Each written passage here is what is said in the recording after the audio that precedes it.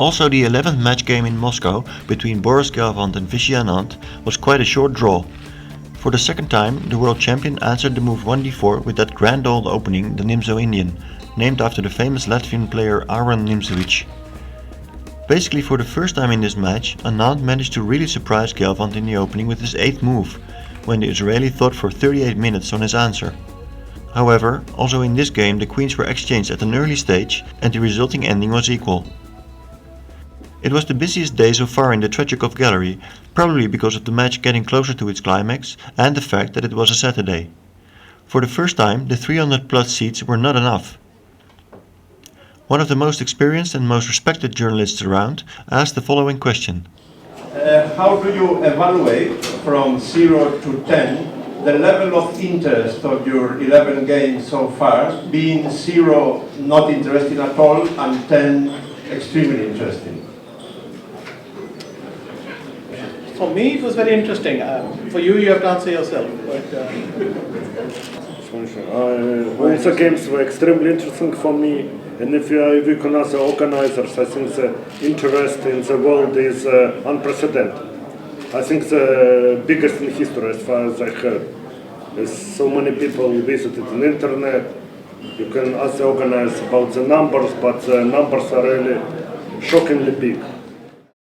Now that we are only one game away from a tiebreak, someone asked whether Gelfand felt that Anand is the best player in the world with a fast time control. I would say that with all results, Vishy proved that he is one of the best, or maybe best in all-time control. So, look at record, he wouldn't be world champion for so many years. Today, two of Gelfand's seconds paid a visit to the press room. Pavel Elyanov and Alexander Husman, here talking to Mark Dvoretsky. We also talked to Dvoretsky today.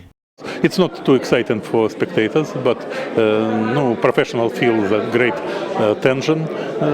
It's not easy to play in such situation when both of them are very cautious about opponent's preparation.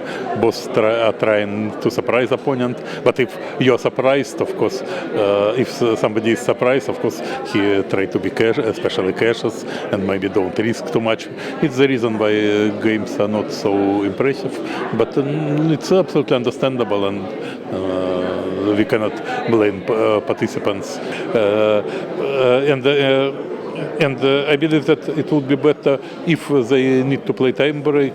It would be better to play some games with more normal control. For example, 1 hour for game or something like this. For example, with this was a system when my student Yusupov played candidate matches against, say, Spraget or Ivanchuk. I don't remember, maybe 45 minutes for the game. At least they had chance to play some interesting normal game. It's not classical game, but still closer to classical game comparing with the Square. And Armageddon, it's absolutely idiotic approach,